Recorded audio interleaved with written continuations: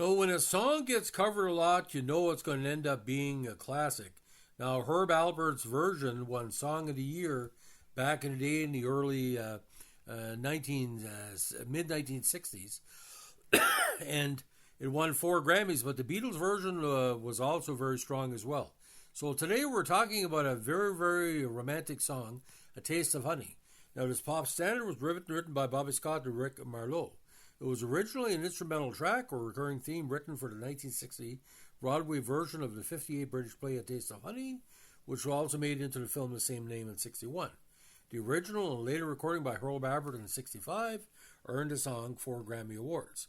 A vocal version of the song proved successful for Lenny Welch in mid-1962. The original recorded version of the song, "A Taste of Honey," "A Taste of Honey" refrain, and "A Taste of Honey" closing theme, appeared on Bobby Scott's 1960 album, also titled "A Taste of Honey" on Atlantic 1355. The composition won Best Instrumental Theme at the Grammy Awards of 1963. Now, Martin Denny, Eddie Cano, and the Victor Feldman Quartet each scored minor hits in 1962 with their covers. Alpert released a version in the UK in January 1963, reaching number 16 in the UK singles charts. Now, the most famous version, beside the Beatles, by Herb Alpert and Tijuana Brass, and again, that's the most popular instrumental version of the song, with a cover of their 1965 album, "Whipped Cream and Other Delights." This recording won 4 awards, including Record of the Year at the Grammy Awards of 1966. The instrumental spent 5 weeks at number 1 in the Easy Listening chart, reached number 7 on the Billboard Hot 100, and number 4 in Canada. This version is noted for the 8 drum beats before the tempo increase, intended as an editing cue to be removed in the final version, but Alpert decided to keep it in. Now, the Herb Alpert version was released in August 1965, recorded in March 1965. It was recorded at A&M Studios in Hollywood, 2:43 length, and producers were Herb Alpert and Jerry Moss. Now, ironically, the first vocal version of "Taste of Honey" was recorded by all people Billy D. Williams of Lando Calrissian fame in 1961 from his album Let's Misbehave. Now, the Beatles performed Lenny Welch's adaptation as part of the repertoire as early as 1962, slightly changing the lyrics in the drums. Because the instrumental version by Acker Bilk was popular in the UK at the time, the song was chosen to be recorded for the 1963 debut album, "Please Please Me." A version from that time was released in 1977 of the album Live at the Star Club in Hamburg, Germany in 1962. So they were performing this in Germany, and I think with the Love Me Do sessions, they also recorded it then. Now in the US, the song first appeared on the VJ Records album introducing the Beatles. He also performed "A Taste of Honey" 7 times for BBC radio shows, including "Here We Go," "Side by Side," and "Easy Beat." In 1967, McCartney was inspired to compose "Your Mother Should Know" based on a line taken from the song's screenplay.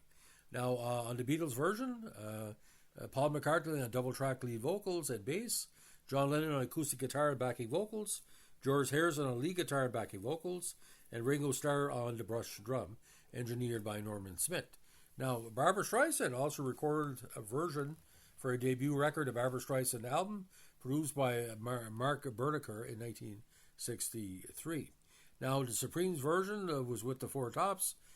Supremes had, at the time, Jean Terrell, I think it was Ernie's sister, the lead vocals, Mary Wilson on vocals, and Cindy Birdsong on vocals. Levi Stubbs, Abdul Duke Fakir, Lawrence Payton, and Ronaldo Obi Benson joined together on that song. Now, this went in 1971, went top 7 in the Netherlands, again with a very nondescript cover. Now, "A Taste of Honey" was always, like the Beatles always liked playing, like "Till There Was You." They loved their show tunes, but the "Taste of Honey" is basically considered the last pretty well attempt to cross over pop and rock, or we call easy listening and rock. And the lyrics of the song are quite romantic. Now, this version with the lyrics was performed at a Royal Variety performance in 1963, and it was, of course, the cover. Now, the lines go like this: "A taste of honey, tasting much sweeter than wine. I dream of your first kiss, and then I feel upon my lips again. A taste of honey. Oh, I'll return, yes, I will return. I'll come back for the honey and you." And don't forget the Beatles song, "Honey Don't." Yours was the kiss that awoke my heart. There lingers still, though we're far apart, that taste of honey, tasting much sweeter than wine. I'll return, yes, I'll return. I'll come back. He'll come back for the honey in you.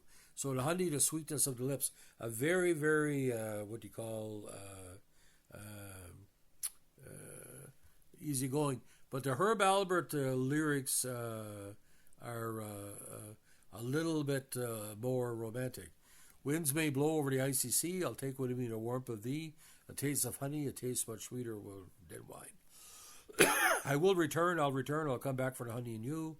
I'll leave behind my heart to wear, and may the air remind you of a taste of honey, a taste much sweeter than wine. He never come back to his love so fair, and so she died dreaming of his kiss of honey, a taste more better than wine. So it's a little bit of a different spin. But the Beatles version, like I said, very, very well put together. And this kind of inspired the soft rock that Paul McCartney did in his solo career and with Wings from the 70s, 80s, and 90s. Now, it's very interesting how music can go. Covers were still extremely important to a lot of artists, and who was more covered by the Beatles, and the Beatles did a lot of covers themselves. But ironically, ladies and gentlemen, A Taste of Honey also inspired a band's name.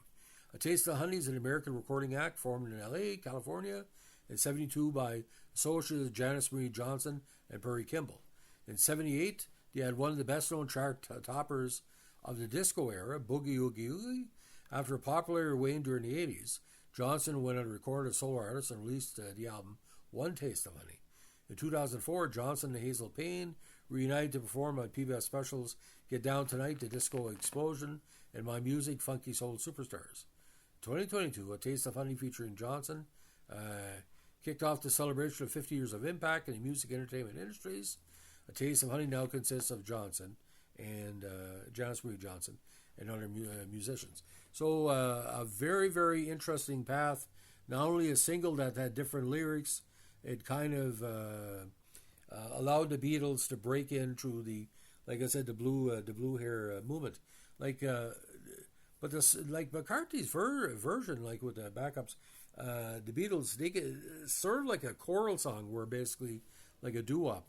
So, ladies and gentlemen, whether you like the Herb Alpert version, the Supremes version, the Barbra Streisand version, the Beatles version, A Taste of Honey is Taste of Honey, A Taste of Honey.